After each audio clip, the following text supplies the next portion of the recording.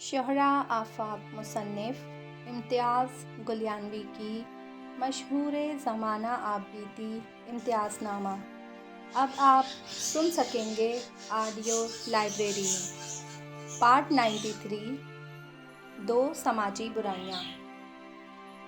مجھ پر میرے رب کا خاص فضل و کرم رہا کہ میں دنیا میں جہاں کہیں بھی گیا مجھے لوگوں کا پیار، محبت اور احترام و اعتماد حاصل رہا۔ اکثر لوگ اپنی پریشانیاں اور مسائل میرے ساتھ ڈسکس کرتے اور میں بھی ہمیشہ انہیں اپنی سمجھ کے مطابق اچھا مشورہ ہی دیتا۔ چند ایک جاننے والوں نے اپنی بیٹی یا بہن کے لیے کوئی اچھا سا رشتہ دیکھنے کے لیے کہا۔ اس طرح کی بڑی ذمہ داری جب بھی کسی بندے نے مجھ پر ڈالی تو میں نے پوری ایمانداری سے اسے نبھانے کی کوشش کی۔ بچیوں کے رشتے کے حوالے سے یہ چیز مجھے انتہائی بری لگتی ہے کہ چند خواتین بن ٹھن کر بیٹی والے گھر میں ایسے جائیں جیسے کوئی بندہ منڈی سے جانور خریدنے کے لیے جاتا ہے۔ پہلے تو اچھی خاصی خاطر مدارت کروائیں اور ناز و نام سے پلی ہوئی اپنے والدین کی پیاری بیٹیوں کو آنکھوں کے سامنے ایسے پرکھیں جیسے کوئی گائے یا بھینس خریدنے سے پہلے اس کا رنگ ڈھنگ، چال ڈھال، آنکھیں، ناک وغیرہ دیکھتا ہے۔ میرے خیال میں انسان اور انسانیت کی اس سے بڑی کوئی تضحیک ہو نہیں سکتی کہ کسی معصوم بچی کو کوئی عورت صرف اس وجہ سے اپنی بہو بنانے سے انکار کر دے کہ اس کی ناک چپٹی ہے، اس کی آنکھیں چھوٹی ہیں، رنگ دبتا ہے، قد زیادہ لمبا نہیں یا وزن زیادہ ہے، اور ستم بالائے ستم کہ یہ جو عورت کسی دوسرے کی بچی میں یہ نقص نکال رہی ہوتی ہے، ایم ممکن ہے کہ اس کے گھر میں بیٹھی ہوئی اس کی اپنی بیٹیاں اس بچی کے معیار کی بھی نہ ہوں جسے وہ غرور اور تکبر سے ٹھکرا رہی ہے۔ میں نے اس مسئلے کا حل یہ نکالا کہ جو بھی دونوں خاندان ایک دوسرے سے جڑنے کے لیے حامی بھرتے ہیں ان دونوں خاندانوں کو اپنے گھر دعوت پر بلا لیتا اور بچی کے والدین کو خصوصی طور پر یہ تاکید کرتا کہ شادی، بیاہ یا رشتے کے حوالے سے بچی سے کوئی بات نہ کی جائے۔ اس طرح کی دعوت کا فائدہ یہ ہوتا کہ دونوں خاندان ایک دوسرے کو دیکھ پرکھ لیتے اور بچی بھی ان کی نظروں کے سامنے ہی ہوتی۔ اس کے بعد اگر دونوں خاندان متفق ہوتے تو بات آگے بڑھتی، ورنہ بات ایک دعوت پر ہی ختم ہو جاتی۔ اس دعوت کا سب سے بڑا فائدہ یہ ہوتا کہ دونوں طرف سے بناوٹ دیکھنے میں نہ ملتی، اور سب سے اچھی بات یہ ہوتی کہ معصوم بچی انکار کی صورت میں ٹھکرائے جانے کی اذیت سے بچ جاتی۔ اس طرح سے نہ تو لڑکی کا وقار مجروح ہوتا اور نہ ہی وہ خود کو والدین پر بوجھ سمجھتی۔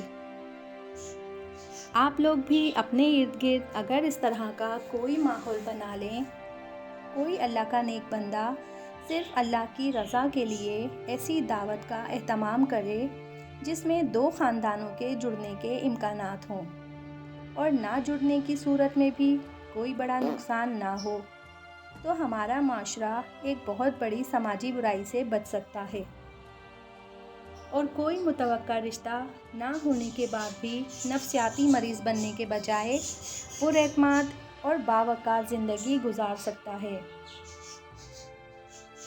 پارٹ 94 گداگری۔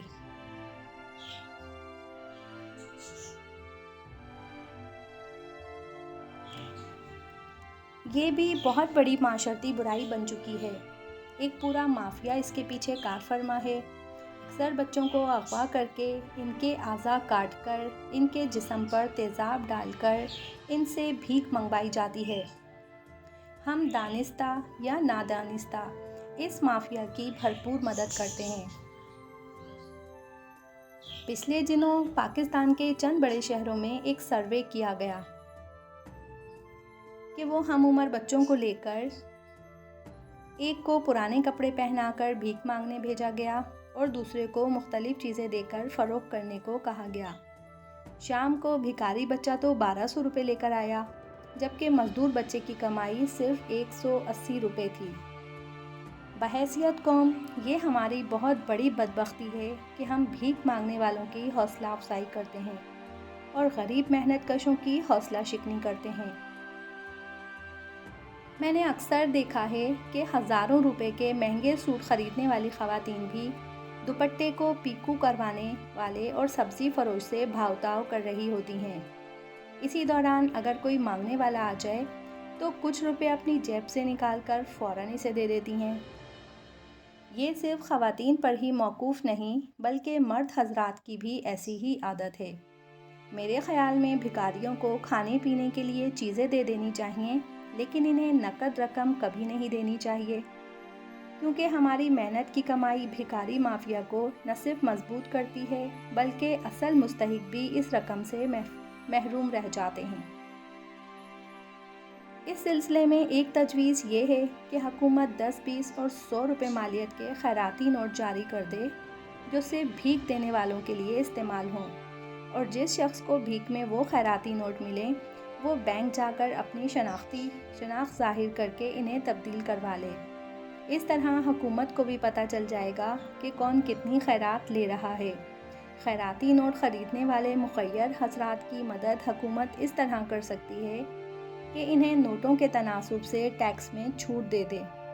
اگر اس طرح ہو جائے تو نہ صرف گداگر مافیا کی کمر ٹوٹ جائے گی بلکہ ہمارا معاشرہ کئی قسم کی برائیوں سے محفوظ ہو جائے گا۔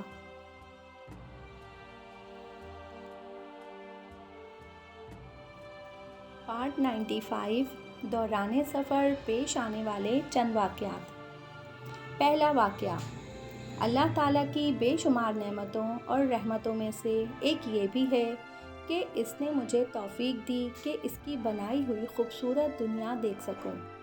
میں درجنوں ممالک کے 20 شہر گھوم پھر کر اپنے رب کی صناعی کا مشاہدہ کر چکا ہوں۔ سیانے کہتے ہیں کہ ہر سفر آپ کو کچھ نہ کچھ سکھاتا ہے، اور کسی حد تک یہ بات ہے بھی سچ۔ مجھے بھی سفر کے دوران بہت کچھ سیکھنے اور سمجھنے کو ملا۔ ان تمام تجربات کو الگ ایک کتابی کی شکل میں لکھ کر محفوظ رکھا ہے۔ داستان حیات میں 2-3 واقعات کا ذکر کرتا ہوں۔ یہ ان دنوں کی بات ہے جب میں بمائے فیملی اٹلی میں مقیم تھا۔ پاکستان جانے کا پروگرام بنا تو بیگم صاحبہ کہنے لگی کہ ہر بار ہم PIA سے پاکستان جاتے ہیں یا پھر ایمریٹس ایئر لائنز میں سفر کرتے ہیں، اس بار کوئی اور ایئر لائن دیکھیے گا، بلکہ اگر جاتے ہوئے اور پاکستان سے واپس آتے ہوئے 2 مختلف ایئر لائنز میں سفر کرنے کا موقع میسر ہو تو زیادہ اچھا لگے گا۔ میں نے کہا مسئلہ ہی کوئی نہیں۔ میلان میں اپنے دوست ٹریول ایجنٹ ملک نصیر کو فون کیا اور اسے کہا کہ میلان سے پاکستان جانے کا ایسا روٹ بنا دیں جس میں ہم 3-4 ایئر لائنز کی مہمان نوازی سے لطف اندوز ہو سکیں۔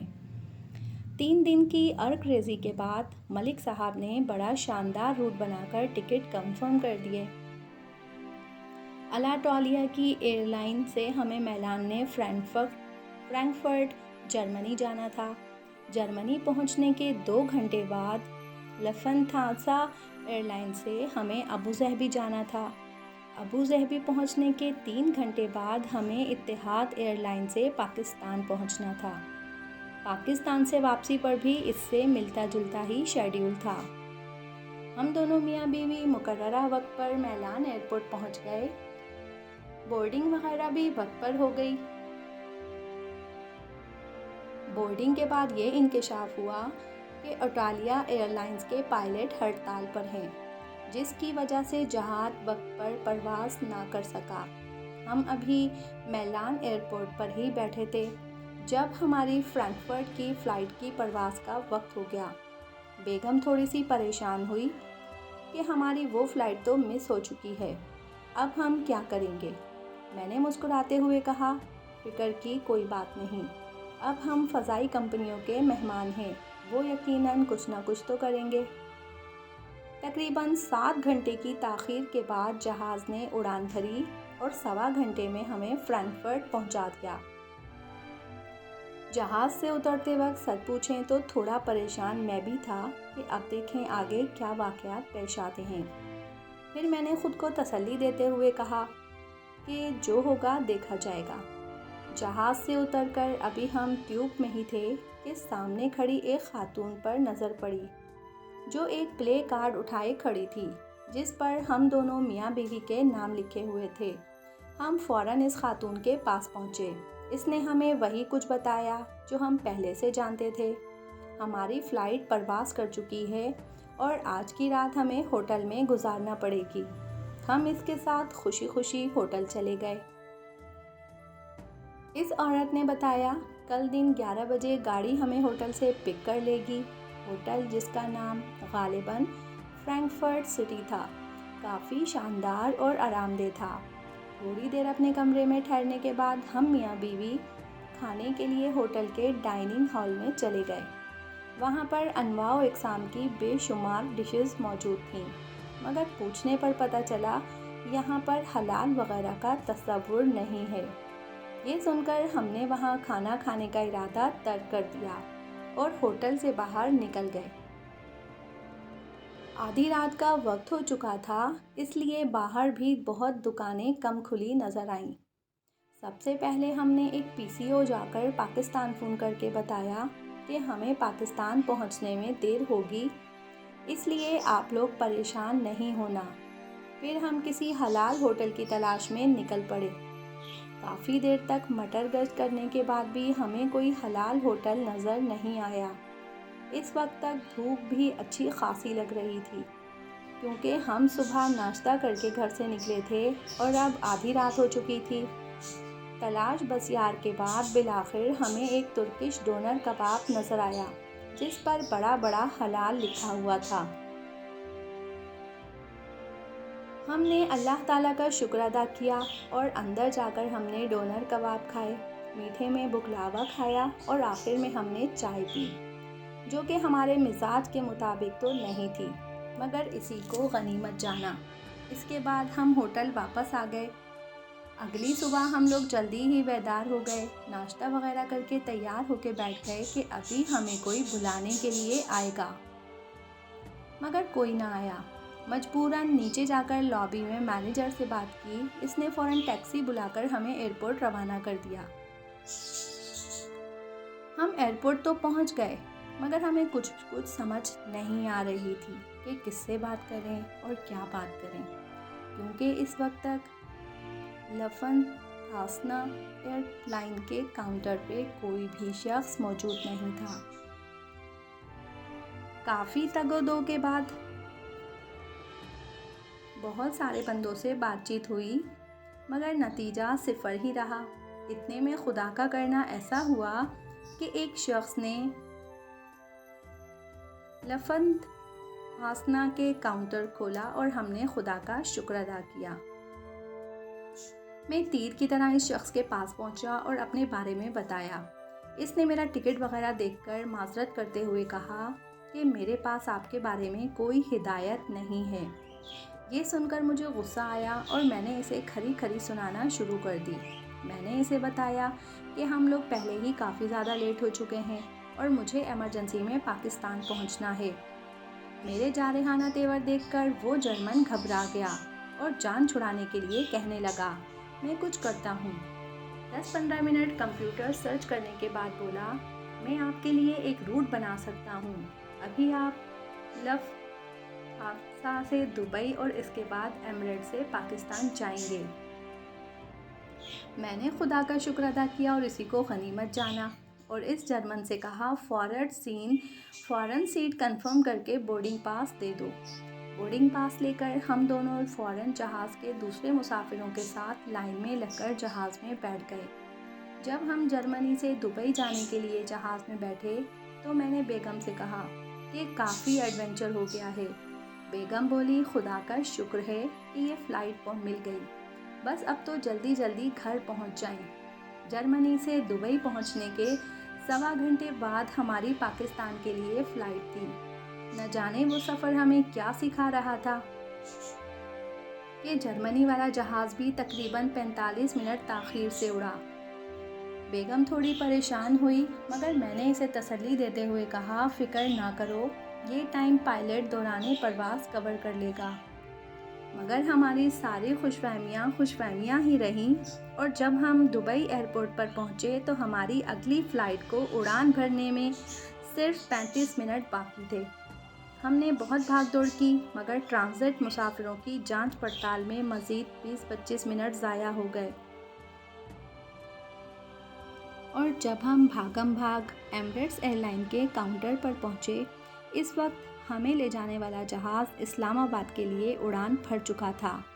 کاؤنٹر پر موجود فلپائنی لڑکی کو میں نے ساری صورتحال بتائی کہ ہم جرمنی سے آ رہے ہیں اور ہماری فلائٹ لیٹ پہنچنے کی وجہ سے ہماری اگلی فلائٹ نکل گئی۔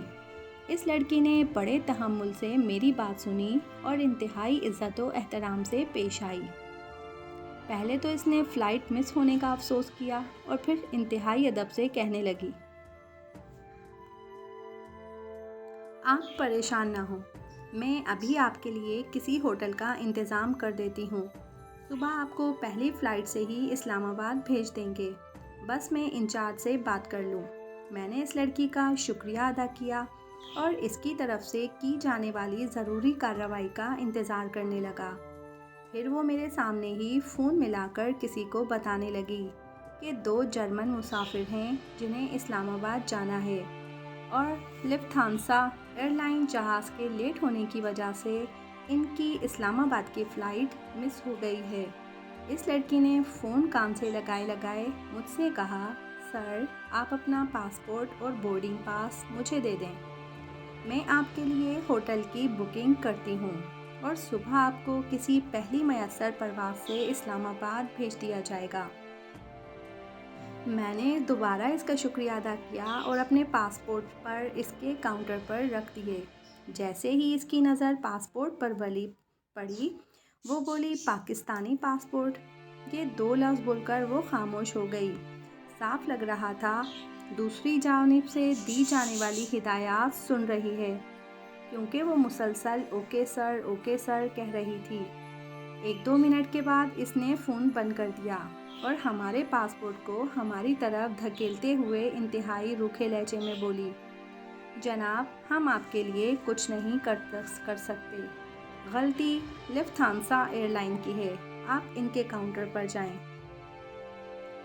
اس کا روکھا لہجہ اور الفاظ سن کر مجھے سخت غصہ آ گیا۔ میں نے بآواز بلند کہا، تمہیں جرأت کیسے ہوئی کہ میرے پاسپورٹ کو اس طرح سے پھینکو، اور تم نے پاکستانی پاسپورٹ دیکھ کر اپنا رویہ کیوں بدلا؟ اگر میں جرمن ہوتا تو میرے لیے سب کچھ میسر تھا، پاکستانی پاسپورٹ دیکھ کر تمہارا لہجہ ہی بدل گیا۔ تم انتہائی نسل پرست عورت ہو، میں تمہیں چھوڑوں گا نہیں۔ وہ لڑکی مارے ڈر کے تھر تھر کانپنے لگی، اور خدا جانے میری آنکھوں میں کیسا غصہ نظر آیا کہ اس نے فوراً شفٹ انچارج کو بلا لیا۔ شفٹ انچارج ایک پاکستانی لڑکا تھا جس نے آ کر بات سنبھالنے کی کوشش کی، مگر میرا غصہ تھا کہ گویا 7ویں آسمان کو چھو رہا تھا۔ میں ایک ہی بات بار بار کہہ رہا تھا، اس نے میرے پاسپورٹ کی تضلیل کیوں کی؟ جب اس لڑکے نے دیکھا کہ بات اس کے اختیار میں نہیں تو اس نے پنجابی زبان میں مجھے بتایا، جناب، ہمارا انچارج ایک انڈین ہے جس کا نام سریش ہے، یہ ساری بدمعاشی اسی کی ہے، کیونکہ ہوٹل الاٹ کرنا اور اگلی فلائٹ کا انتظام کرنا اس کے اختیار میں ہے۔ میں نے شفٹ انچارج سے کہا، میری سریش سے بات کراؤ۔ وہ کہنے لگا، سر، ہم دونوں پاکستانی ہیں، اگر میں نے بات کروائی تو میرے لیے مسئلہ بن جائے گا، آپ اس فلپائنی لڑکی سے کہیں کہ آپ کی بات سریش سے کروا دے۔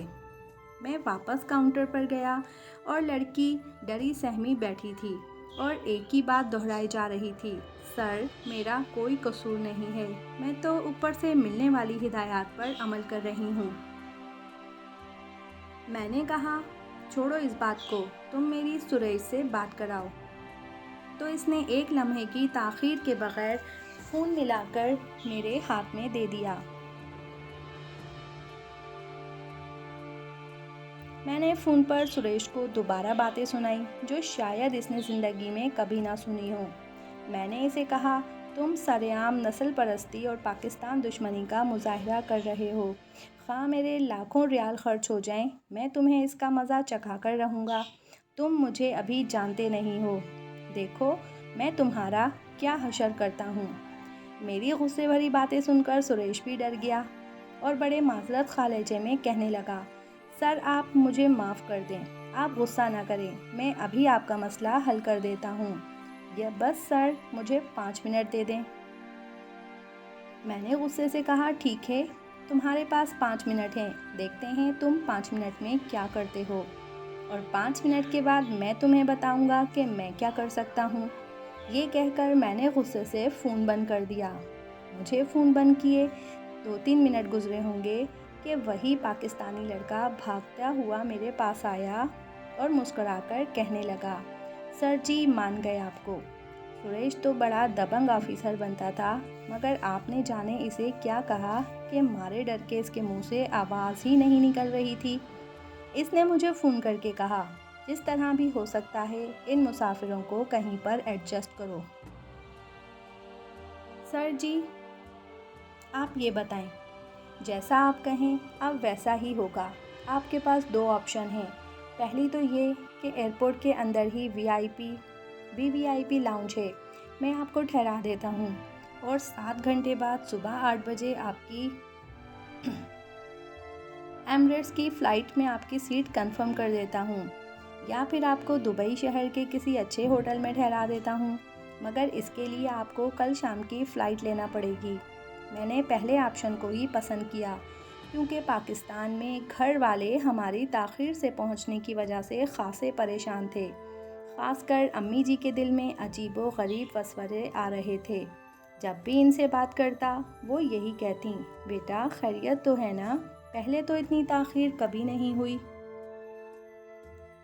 ضروری کارروائی کے بعد جب ہم وی آئی پی لاؤنج میں پہنچے تو کیا دیکھا، لاؤنج تو گویا زمین پر ایک جنت تھی، شاید ہی اللہ کی کوئی ایسی نعمت ہو جو وہاں پر موجود نہ ہو۔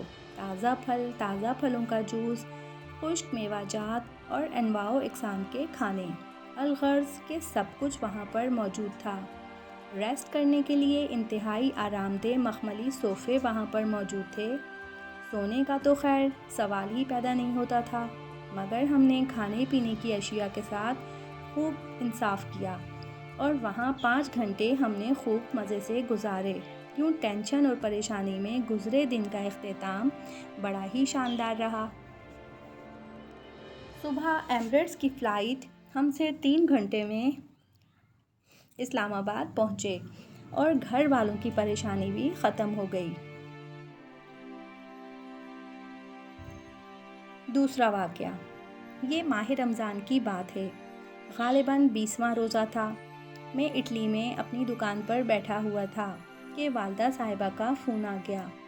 سلام دعا کے بعد انہوں نے حکم صادر فرمایا کہ اس سال عید الفطر تم نے پاکستان میں کرنی ہے۔ میں نے سر تسلیمِ خم کرتے ہوئے اسی وقت پاکستان جانے کے لیے ٹکٹ خرید لی۔ وہ رمضان کی 25 تاریخ تھی جب میں اٹلی سے پاکستان کے لیے روانہ ہوا۔ PIA کی فلائٹ نے شام 7 بجے اڑان بھرنی تھی، جبکہ افطاری کا ٹائم 8:35 تھا۔ میں روزہ رکھ کر گھر سے نکلا کہ جہاز کے اندر ہی افطار کر لوں گا۔ احتیاطاً میں نے چند کھجوریں اپنے ہینڈ بیگ میں ڈال لیں۔ اس دفعہ مجھے میری پسندیدہ کھڑکی والی سیٹ نہ مل سکی اور مجبوراً مجھے درمیان والی سیٹ پر ہی بیٹھنا پڑا۔ میں ایک سائڈ پر بیٹھا ہوا تھا اور میرے دائیں بائیں طرف 2 پاکستانی بیٹھے ہوئے تھے۔ جہاز کے اڑان بھرنے کے تھوڑی دیر بعد ہی عملے نے مسافروں کو کھانا کھلانا شروع کیا۔ جب فضائی میزبان کھانے کی ٹرے لے کر میرے پاس آئی تو میں نے اسے بتایا میں روزے سے ہوں۔ اس خاتون نے بغیر کچھ کہے میری کھانے کی ٹرے میرے ساتھ بیٹھے ہوئے پاکستانی بھائی کو دے دی۔ میرے دائیں طرف بیٹھے ہوئے دونوں حضرات مزے سے کھانے کے ساتھ انصاف کرنے لگے۔ میں نے وقت گزاری کے لیے ایک کتاب نکالی اور پڑھنے لگا۔ نہ ان دونوں حضرات نے مجھ سے کوئی بات کی، نہ میں نے انہیں مخاطب کیا۔ کچھ دیر بعد جہاز کے کپتان نے اعلان کیا، جو لوگ روزے سے ہیں وہ دعائے خیر مانگ لیں، 5 منٹ بعد روزہ افطار ہوگا۔ افطاری کے وقت میں دوبارہ اعلان کر کے آپ کو بتاؤں گا۔ میں نے ہینڈ بیگ میں رکھی ہوئی کھجوریں نکالیں اور اپنے رب کی حمد و ثنا کرنے لگا۔ اتنی دیر میں فضائی میزبان آئی اور کھانے کی ٹرے میرے سامنے رکھ دی۔ تھوڑی دیر بعد اعلان ہوا، افطاری کا وقت ہو گیا ہے۔ میں نے ٹرے پر لگی ایلومینیم فوائل جیسے ہی اتاری، ٹرے میں موجود اشیاء مجھ سے پہلے میرے ساتھ بیٹھے ہوئے پاکستانی دوستوں کی نظر پڑی۔ اس بات کا احساس کیے بغیر کہ ان کا ایک ایک لفظ میں سن رہا ہوں، وہ فوراً میرے سامنے رکھے ہوئے کھانے پر تبصرہ کرنے لگے، دیکھو کتنی بڑی ٹرے بھائی جان کو دی ہے۔ دوسرا بولا، دیکھو دیکھو دیکھو کباب اور سموسے بھی ہیں۔ پہلے والا بولا، فروٹ بھی دیکھو کتنا زیادہ ہے۔ الغرض انہوں نے ٹرے میں موجود ایک ایک چیز کا عمیق نظروں سے جائزہ لیا۔ مجھے ان کی باتیں سن کر غصہ تو بہت آیا، مگر میں احترام رمضان میں خاموش رہا۔ مگر ان کی باتیں تھیں کہ بس کھانے کے متعلق ہی تھیں۔ درمیان میں بیٹھا ہوا شخص اپنے ساتھی سے کہنے لگا، یار پہلے دیے گئے کھانے سے تو میرا کچھ بھی نہیں بنا، ابھی یہ زنانی آئے تو تم اسے بتانا کہ میرا بھی روزہ تھا۔ اور اس کے ساتھ بیٹھے ہوئے شخص نے ایسا ہی کیا، فضائی میزبان کو بلا کر بولا، میرے ساتھی کا بھی روزہ تھا اور آپ نے اسے افطاری نہیں دی۔ وہ خاتون منہ سے تو کچھ نہ بولی اور جا کر ویسی ہی ٹرے لا کر درمیان والے شخص کے سامنے رکھ دی جیسی کہ اس نے مجھے دی تھی۔ دوسرا طرف بیٹھا ہوا شخص اپنے درمیان والے ساتھی سے کہنے لگا، اب تم اسے بلا کر میرے بارے میں بتاؤ، میرا بھی روزہ تھا تاکہ مجھے بھی ایسا کھانا مل سکے۔ اب درمیان والے شخص نے بھی ایسا ہی کیا۔ اس نے فضائی میزبان کو بلایا اور اپنے ساتھی کی طرف اشارہ کر کے کہنے لگا، دیکھیں جی اس کا بھی روزہ تھا مگر آپ نے اس کو افطاری نہیں دی۔ اس شخص کی یہ بات سن کر فضائی میزبان غصے سے بولی، آپ لوگوں کو شرم آنی چاہیے، ایک تو آپ روزہ نہیں رکھتے اور دوسرا آپ جھوٹ بولتے ہیں۔ ہمارے پاس سارا ریکارڈ ہے، جہاز میں صرف 11 مسافر روزے سے تھے اور مجھے پتا ہے آپ کا بھی روزہ نہیں تھا، مگر میں نے اخلاق کا مظاہرہ کرتے ہوئے خاموشی اختیار کیے رکھی۔ یہ کہہ کر فضائی میزبان تو چلی گئی۔ پھر میں نے نظر بھر کر ان دونوں حضرات کی طرف دیکھا۔ مجھ سے نظر ملتے ہی دونوں مارے شرم کے پانی پانی ہو گئے اور کوئی بات نہ سوجھی تو پی آئی اے والوں کی سروس کو ہی ملامت کرنے لگے، دیکھیں جی یہ مسافروں کا خیال نہیں کرتے، اس لیے ہم لوگ پی آئی اے میں سفر نہیں کرتے۔ میرے پاس انہیں کہنے اور سنانے کے لیے ہزاروں الفاظ موجود تھے، مگر میں احترام رمضان میں اس بار بھی خاموش رہا۔ تیسرا واقعہ، ایک بار میں پی آئی اے کی فلائٹ میں اسلام آباد سے میلان اٹلی آ رہا تھا۔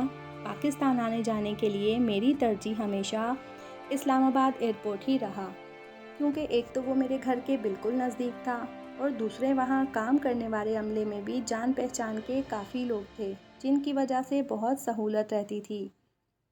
اس بار بھی میرا سامان ایئر لائن کی مقررہ حد سے کافی زیادہ تھا۔ ایک دوست کہنے لگا، آپ آ جائیں آپ کا سامان کلیئر ہو جائے گا، اور ہوا بھی ایسے ہی۔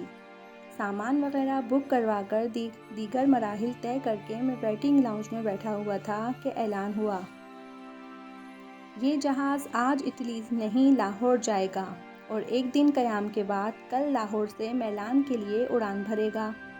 میرے سمیت سارے مسافر پریشان تو بہت ہوئے، مگر کیا کیا جا سکتا تھا۔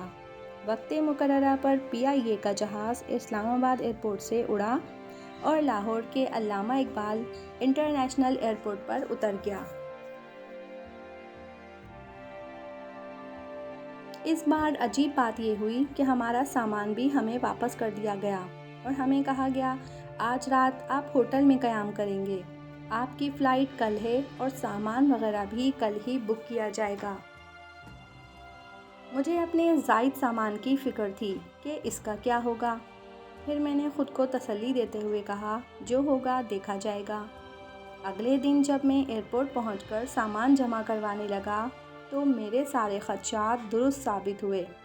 مجھے بتایا گیا آپ کا سامان مقررہ حد سے زیادہ ہے، تو آپ 23,000 روپے ادا کریں یا سامان نکال لیں۔ میں نے اس ستم ظریف کو بتایا میں اسلام آباد سے آ رہا ہوں، یہاں پر کوئی بھی میرا جاننے والا نہیں، اور دیکھو اسی ٹکٹ پر اسی ایئر لائن میں کل میرا سامان اسلام آباد سے بک ہو کر آیا، مگر کاؤنٹر پہ کھڑا شخص میری بات سمجھنے کے لیے تیار نہیں ہوا۔ جب بحث کافی طول کھینچ گئی تو ایک آدمی میرے پاس آیا اور چپکے سے بولا، جناب ویسے تو آپ کا سامان نہیں جا سکتا، ہاں اگر آپ 12,000 روپے خرچ کریں تو میں یہ معاملہ حل کروا سکتا ہوں۔ میں نے حیرت سے پوچھا، تم کون ہو اور کس حیثیت سے یہ مسئلہ حل کرواؤ گے؟ اس نے کہا، میری حیثیت کو چھوڑیں، 12,000 روپے دیں اور ابھی آپ کا سامان جمع ہو جائے گا۔ ہماری یہ باتیں سن کر کاؤنٹر پہ کھڑا شخص بھی سن رہا تھا۔ میں نے اس کی طرف دیکھا تو وہ مسکرانے لگا اور کہنے لگا، جناب اس مسئلے کا بہترین حل یہ ہے جو یہ صاحب آپ کو بتا رہے ہیں۔ میں اسی وقت سمجھ گیا، یہ سارے ملے ہوئے ہیں۔ میں نے چند لمحے سوچا، پھر دل میں کہا، چلو ٹھیک ہے، اگر ایسا ہے تو پھر ایسا ہی صحیح۔ میں نے پاس کھڑے ہوئے شخص سے کہا، 12,000 تو نہیں، میں آپ کو 10,000 روپے دوں گا۔ کاؤنٹر والے شخص نے میری بات سن کر کمال مہربانی کا مظاہرہ کرتے ہوئے کہا، ٹھیک ہے، آپ پردیسی بھائی ہیں، چلے اتنے میں ہی معاملات طے کرتے ہیں۔ میرے پاس کھڑے شخص نے چپکے سے کہا، نکالیں 10,000۔ میں نے پرس سے نکال کر پیسے اپنے ہاتھ میں پکڑ لیے اور اس نے میرا سامان کاؤنٹر کے رکھے ترازو پر رکھنا شروع کر دیا۔ جب وہ سامان رکھ چکا تو مجھے کہنے لگا، جناب پیسے دیں۔ میں نے کہا، دیکھ لو میرے پاس اتنے ہی پیسے ہیں اور اگر آگے مجھے کسی نے روک لیا تو میں کیا کروں گا؟ پاس کھڑا شخص بولا، آپ کو کون پوچھے گا، ابھی آپ کا سامان جمع ہو جائے گا اور آپ کی بورڈنگ ہو جائے گی۔ میں نے بالکل سادہ بنتے ہوئے کہا، نہیں، یہ جگہ نہیں ہے اور مجھے کچھ بھی سمجھ نہیں آ رہا، آپ مجھے امیگریشن کاؤنٹر تک چھوڑ کر آؤ، پھر میں آپ کو یہ رقم دوں گا۔ تھوڑے سے تذبذب کے بعد وہ دونوں میری بات مان گئے۔ کاؤنٹر پر بیٹھے ہوئے بندے نے سامان بک کر کے بورڈنگ پاس میرے حوالے کیا۔ میں چند لمحے وہاں کھڑا رہا۔ جب میں نے دیکھا میرا سامان آگے جا چکا ہے اور میرے بعد ایک بندہ اور بھی اپنا سامان جمع کروا چکا ہے، تو میں نے اس شخص کے ساتھ امیگریشن کاؤنٹر کی طرف چل پڑا۔ وہ بندہ بار بار مجھے تسلی اور شیخی بھگا کہ آپ کو کوئی نہیں پوچھ سکتا، سارے ایئرپورٹ کا سسٹم اپنے بندوں کے ہی ہاتھ میں ہے۔ باتیں کرتے کرتے ہم امیگریشن کاؤنٹر تک پہنچے۔ میں نے دیکھا میرے آگے صرف 3 آدمی ہی کھڑے تھے۔ امیگریشن کاؤنٹر کی طرف آتے ہوئے میں نے پیسے دوبارہ اپنے پرس میں ڈال دیے۔ جیسے ہی میں نے لائن میں لگا، وہ شخص رقم کا تقاضا کرنے لگا۔ میں نے کہا، ٹھہرو ابھی دیتا ہوں۔ اسی بات چیت میں میرے آگے والے تینوں بندے نکل گئے اور اب میرے ساتھ کھڑے شخص نے غصے سے میرا کوٹ کھینچا اور بولا، جلدی کرو، پیسے دو۔ میں نے پرس سے 500 روپے نکال کر اس کی طرف بڑھائے۔ 500 کا نوٹ دیکھ کر اس شخص کا چہرہ غصے سے لال ہو گیا۔ وہ دانت پیستے ہوئے آہستہ سے کہنے لگا، یہ کیا کر رہے ہو، پورے پیسے دو۔ اتنی دیر میں امیگریشن والے آفیسر بھی مجھے آگے آنے کے لیے کہہ چکے تھے۔ کیونکہ پیچھے کافی لمبی لائن تھی، میں انتہائی غصے سے اونچی آواز میں بولا، اور تمہیں کتنے پیسے دوں، کیا یہ کم ہے؟ میرے چلانے کی آواز سن کر امیگریشن آفیسر بھی اپنی سیٹ سے کھڑا ہو گیا اور مجھ سے پوچھنے لگا، سر جی کیا معاملہ ہے؟ میں نے انگلش بولتے ہوئے بڑے اسٹائل سے بتایا، یہ شخص میرے سامان کی ٹرالی دھکیل کر یہاں تک لایا ہے، اتنے سے کام کے میں اسے 500 روپے دے رہا ہوں اور یہ زیادہ مانگ رہا ہے۔ میری بات سن کر امیگریشن آفیسر غصے سے بولا، سر جی آپ اسے 1 روپیہ بھی نہ دیں، یہ بندہ تو رپورٹر بھی نہیں ہے اور اسے کوئی حق نہیں پہنچتا کہ آپ اسے کسی بھی رقم کا تقاضا کرے، میں ابھی پولیس بلا کر اسے پولیس کے حوالے کرتا ہوں۔ اب تو اس ایجنٹ نما شخص کے چہرے پر ہوائیاں اڑ رہی تھیں۔ اس نے کہا، آفیسر رہنے دیں، غریب آدمی ہے، اس نے بہرحال میری کچھ نہ کچھ مدد تو کی ہے۔ یہ کہہ کر میں نے 500 کا نوٹ اس کے سامنے لہرایا اور کہا، یہ لو اور اپنی شکل گم کرو۔ اس نے 500 کا نوٹ پکڑا اور اتنی تیزی سے بھاگا جیسے جنوبی افریقہ سے برحمان عمران طاہر وکٹ لینے کے بعد بھاگتا ہے۔ اگر آپ اس کتاب کو ڈاؤن لوڈ کرنا چاہتے ہیں تو ڈسکرپشن میں موجود لنک کے ذریعے آپ اس کتاب کو ایزیلی ڈاؤن لوڈ کر سکتے ہیں۔ شکریہ۔